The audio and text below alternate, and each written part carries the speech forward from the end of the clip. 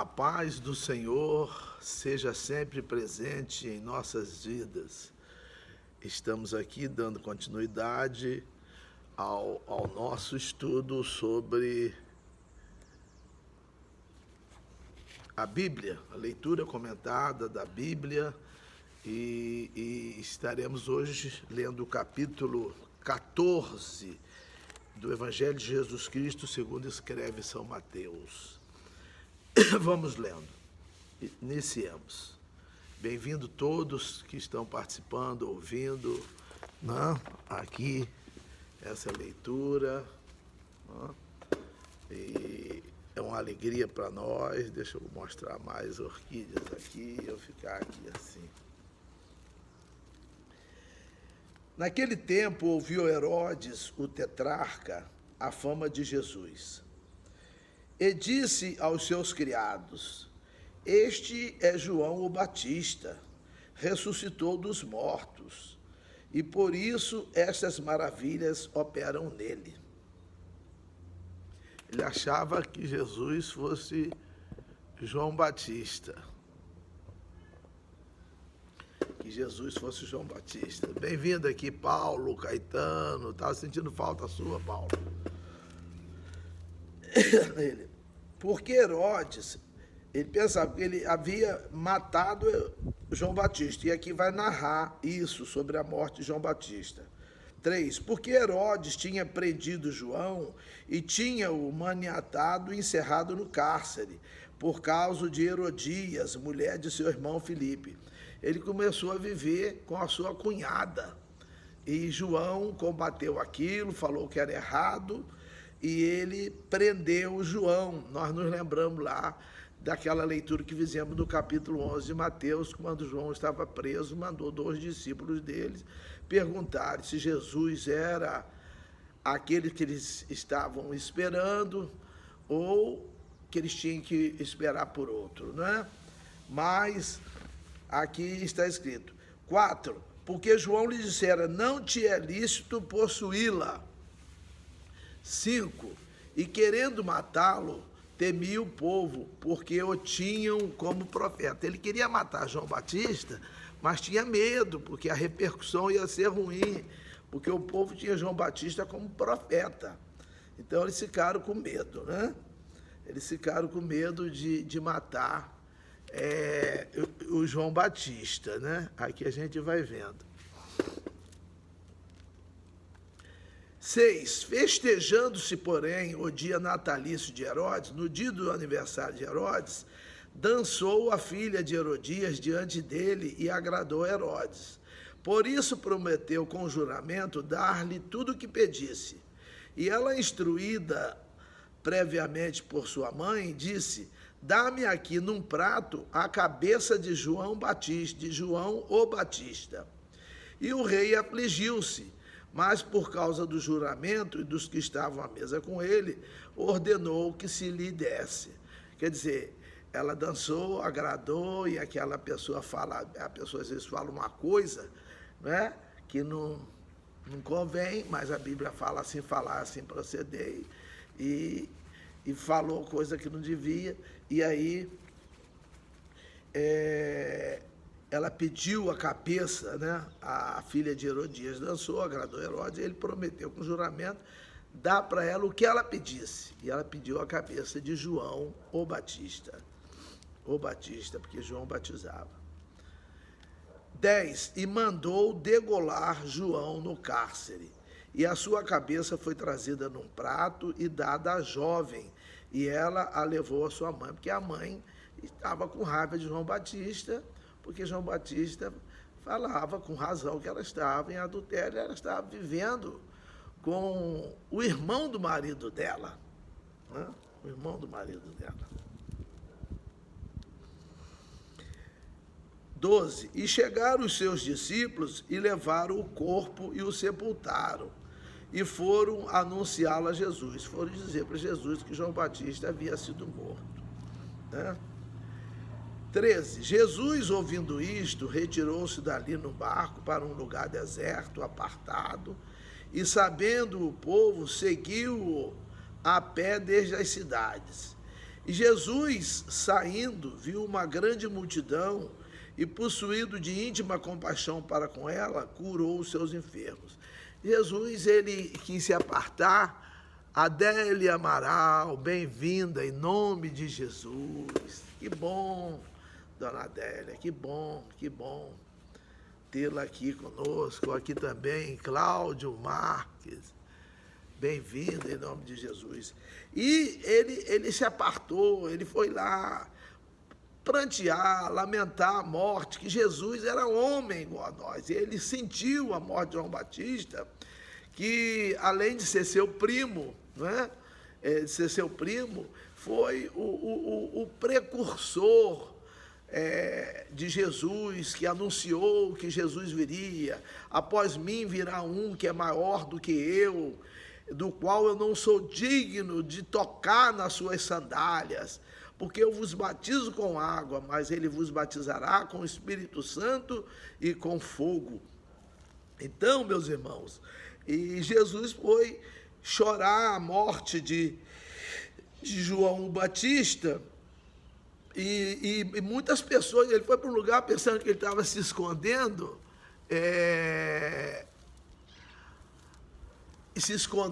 e muitas pessoas de várias cidades foram até ele, enfermos, né? Que muitos buscam Jesus, né? É conforme a parábola do semeador que nós lemos no capítulo 13, né, anterior. Muitos buscam Jesus e precisamos fazer com que as pessoas conheçam, saibam quem é Jesus e busquem-no.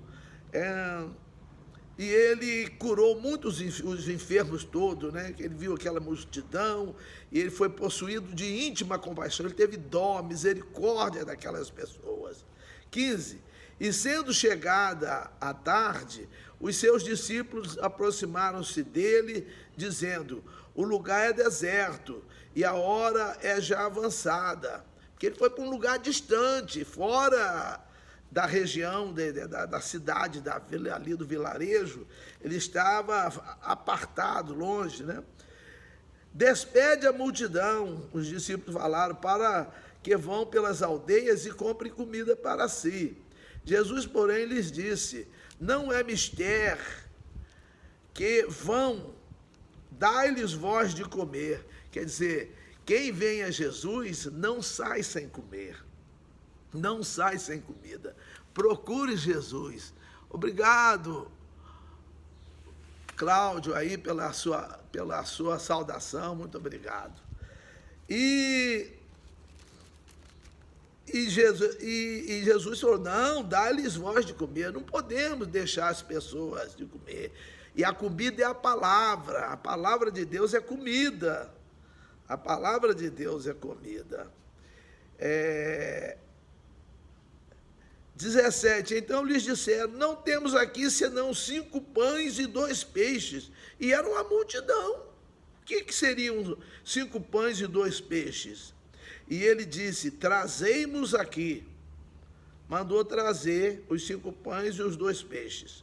19, e tendo mandado que a multidão se assentasse sobre a erva, tomou os 5 pães e os 2 peixes, e erguendo os olhos ao céu, os abençoou, e partindo os pães, deu-os aos discípulos, e os discípulos da multidão. Ele repartiu. Nadir Gomes, bem-vindo em nome de Jesus, a paz do Senhor. A multidão distribuíram. 20, e comeram todos, e saciaram-se, e levantaram dos pedaços que sobejaram 12 alcofas cheias. Olha, comeram dos 5 pães e 2 peixes que Jesus multiplicou, e sobraram 12 cestos cheios dos pedaços que sobraram. 21, e os que comeram foram quase 5.000 homens, além das mulheres e crianças. 22, e logo ordenou Jesus que os seus discípulos entrassem no barco e fossem adiante para o outro lado, enquanto despedia a multidão. Olha bem, meus irmãos, aqui também está chegando a dona Nalu, bem-vinda em nome de Jesus, a paz do Senhor. Também chegando a Claudete, sempre presente, Deus continue abençoando. E olha bem, meus irmãos, aqui, ó. As pessoas podem falar, mas por que Jesus não continua multiplicando pão, fazendo, acontecendo? Mas aquelas pessoas foram buscar Jesus, foram procurar por Jesus. Há muitas pessoas aí que fazem coisas que abominam, que desagradam a Deus, e Deus permite que eles tenham pão na casa deles. Entendeu como é que é? A gente que diz até que Deus não existe, não acredita nele, não acredita na Bíblia, na palavra de Deus, que é Deus falando, não procura Deus e Deus. Agora, esses aqui procuraram. Quem procurar Deus não vai ter falta. Não vai ter falta daquilo que necessita. Daquilo que necessita. Não é daquilo que você quer, não. Senão você pode querer um carro da Fórmula 1, um Lamborghini, uma mansão, não é assim, mas Deus conhece a sua necessidade. Nós lemos aqui em Mateus 6:8, ele sabe as nossas necessidades. É bom atentar para isso. Agora, a pessoa, o homem, ele se afastou de Deus, ele nem se lembra de Deus. Tem gente que acorda de manhã, não agradece a Deus, que passou a noite, toma café, não agradece a Deus, almoça, não agradece a Deus, janta, não agradece a Deus, vai dormir, nem se lembra de Deus, trabalha, ganha dinheiro, compra as coisas, vive mais ou menos, e não se lembra de procurar Deus. Aí quer que Deus faça as coisas para ele. Ele não quer nada com Deus. Como é que Deus vai... E ainda assim Deus permite que ele tenha tudo aquilo lá. É que tudo que acontece é com permissão de Deus. Tá certo? E então, e os que comeram, versículo 21 diz, foram quase 5.000 homens, além das mulheres e crianças. 22, e logo ordenou Jesus que os discípulos entrassem no barco e fossem adiante para o outro lado, enquanto despedia a multidão. 23, e despedida a multidão, subiu ao monte para orar à parte. Ele ia lá para o monte, que era um lugar separado, um monte que não era todo mundo que ia subir em monte. Ele foi para lá para ficar separado. Mas nós podemos orar em qualquer lugar, né? Não tem mais lugar. Nós lemos lá da mulher samaritana, no capítulo 4 de João, que Deus procura adoradores que o adorem em espírito e em verdade. Se eu estiver numa planície, se eu estiver tomando banho, se eu estiver andando, caminhando, o local que eu estiver, eu posso orar a Deus. Não vai ser nem melhor nem pior do que orar em monte, não. O tempo que se gasta para chegar no monte já daria para fazer uma boa oração. Agora, se você quer ir lá no monte, aí não é pecado, não. Não é pecado. Não estou dizendo que é pecado.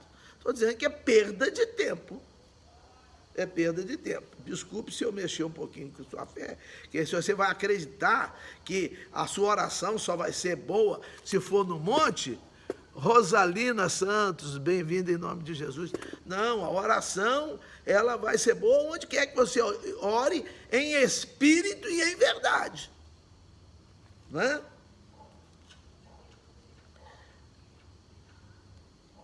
E chegada já à tarde, estava ali só. E o barco estava já no meio do mar, açoitado pelas ondas, porque o vento era contrário. Então o barco já estava lá no meio do mar. 25. Mas à quarta vigília da noite, dirigiu-se Jesus para eles, andando por cima do mar. E os discípulos, vendo andando sobre o mar, assustaram-se, dizendo, é um fantasma, e gritaram com medo. Jesus, porém, lhes falou logo, dizendo, tende bom ânimo, sou eu.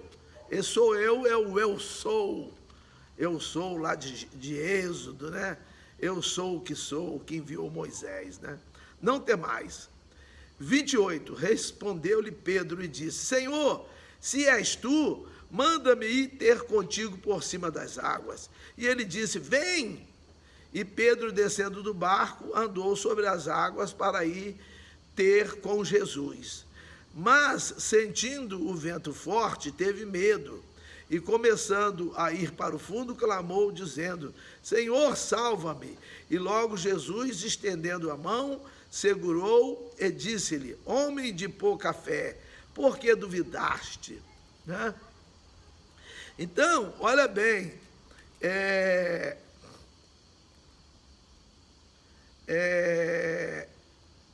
aqui, ó, Jesus, o barco já estava lá, tinha andado lá para dentro, então, muito obrigado pelo cumprimento aqui, irmã Rosalina. Então, Jesus foi andando pelo mar, para ele é natural para ele. Ele não se esvaziou dessa capacidade divina de andar sobre a água, né? E Pedro quis andar também. Mas Pedro, quando foi andando para Jesus, ele se preocupou mais com o vento forte do que com Jesus.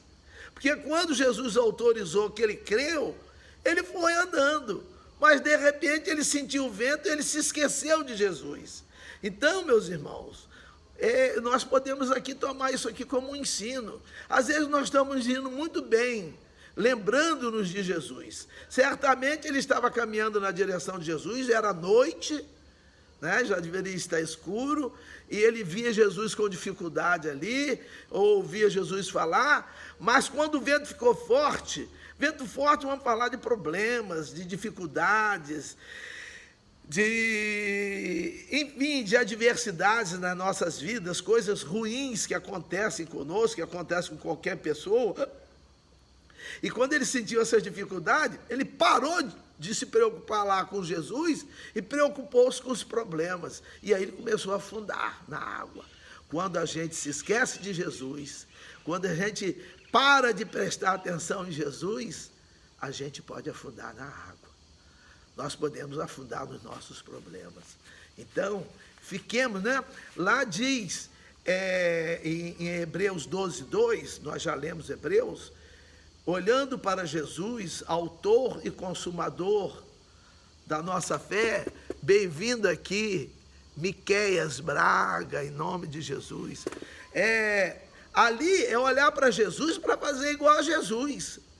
E nós temos que estar ligados a Jesus para estarmos próximos a Jesus, ouvindo Jesus, debaixo dos cuidados de Jesus. Porque quem tira a gente dos cuidados de Jesus somos nós mesmos. Nós mesmos é que nos distanciamos, nos desligamos de Jesus. E aí nós podemos afundar, podemos sentir os ventos, as adversidades, os problemas, as dificuldades, né?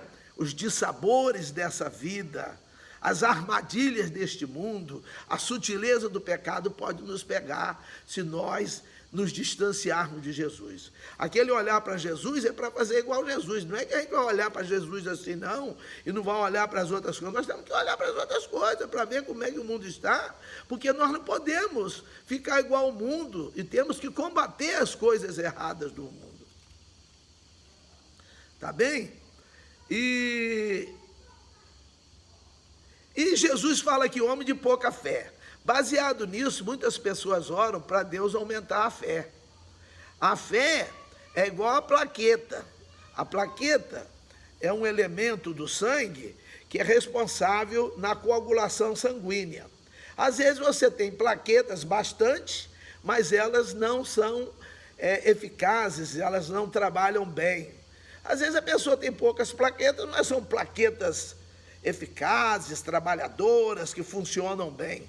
Assim é a fé. A fé não precisa ser absurda. Nós vamos ler aqui no capítulo 17, né? Depois da manhã, Deus permitindo, nós vamos ler o capítulo 17,